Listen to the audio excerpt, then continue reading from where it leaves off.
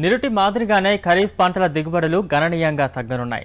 ఆదిలాబాద్ జిల్లాలో గతేడాది భారీగా తగ్గిన సోయా చిక్కుడు ఉత్పత్తి ఈసారి మరింత ఘోరంగా పడిపోయాయి.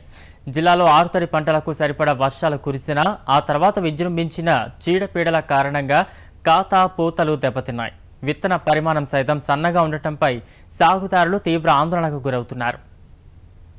ఆదిలాబాద్ జిల్లాలో పత్తి తర్వాత అత్యధికంగా సాగయ్యే పంట సోయా చిక్కుడు. తక్కువ ఖర్చుతో పాటు ఎక్కువ దిగుబడికి ఆస్కారం ఉండటం వల్ల కర్షకులు సోయా సాగుకే మక్కువ చూపుతుంటారు. ఈ ఏడాది 2,40,000 ఎకరాల్లో సోయాబీన్ను సాగు చేశారు ఆదిలాబాదీ రైతులు. తొలకరి నుంచి జిల్లాలో అడపాదడపా జల్లులు కురుస్తుండటం ఆరుతడి పంటలు నిలదొక్కున్నాయి. గతంతో పోల్చితే ఈసారి సోయా దిగుబడులు ఆశాజనకంగా ఉంటాయని ఆశించారు. తీరా పంట కోతకొచ్చేసరికి లెక్కలు తారుమారయ్యాయి. విత్తనాలు మరీ సన్నగా ఉండటం వల్ల ఎకరాకు 5-6 క్వింటాలు తూగే పరిస్థితి లేదని సాగుదారులు ఆందోళన వ్యక్తం చేస్తున్నారు.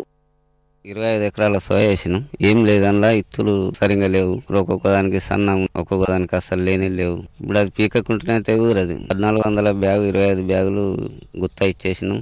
కుప్ప వేస్తున్నాం, పడుతున్నాం. ఖర్చులు ఎల్లుడు మెండు ఉన్నది.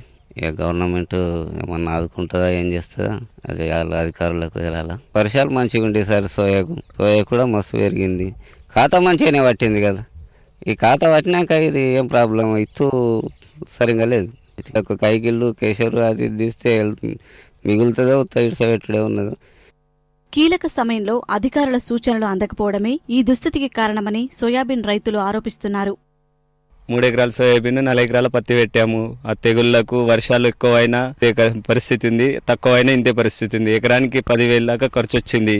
మరి ఎకరానికి 3 నుంచి 7-6 క్వింటాలకు ఎక్క పడటట్లేదు. ఇవన్నీ ఖర్చులు పోను లెక్క వేస్తే ఏం మిగిలేటట్టు కొడతలేదు. సోయా ఉంది, మరి సోయాకి ఎలాంటి దాని బీమారు ఉంది, ఎలాంటి తెగుళ్ళు ఉన్నాయి, ఎలాంటి పురుగు ఉన్నాయి అని చెక్ చేయడానికి కూడా ఎవ్వరు వచ్చిన నాదులు లేడు ఇప్పటి వరకైతే. ఆశాజనకంగా ఉన్న పొలాల్లో నిరాశజనక దిగుబడులు రావడాన్ని రైతులు జీర్ణించుకోలేకపోతున్నారు. బీమా పరిహారాలతో తమను ఆదుకోవాలని ప్రభుత్వాన్ని వేడుకుంటున్నారు. మరి ఇత్తన్నది సోయా ఇత్తన్నది సన్నం వస్తున్నది, కొద్దిగా దిగుబడి కరెక్టు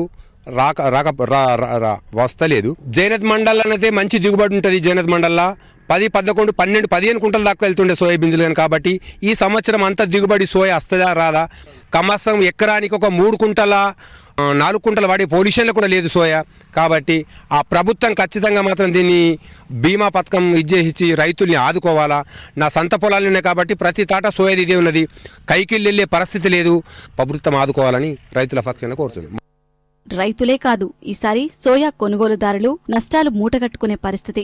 సోయా దిగుబడులు నాణ్యంగా లేకపోవడం వల్ల కోత యంత్రాల నిర్వాహకులు నగదుకే వాటిని శుద్ధి చేస్తున్నామని చెబుతున్నారు.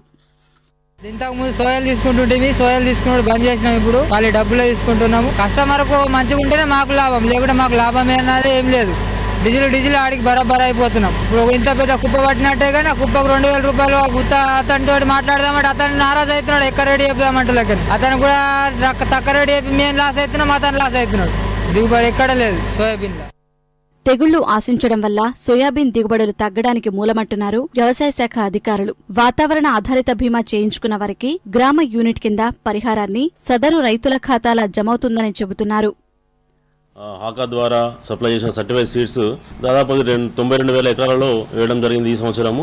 వాళ్ళు మన రైతులు మనకు చెప్పడం ఏంటంటే కొంచెం దిగుబడులు తక్కువ రావడం జరుగుతున్నది అని చెప్పి అంటున్నారు.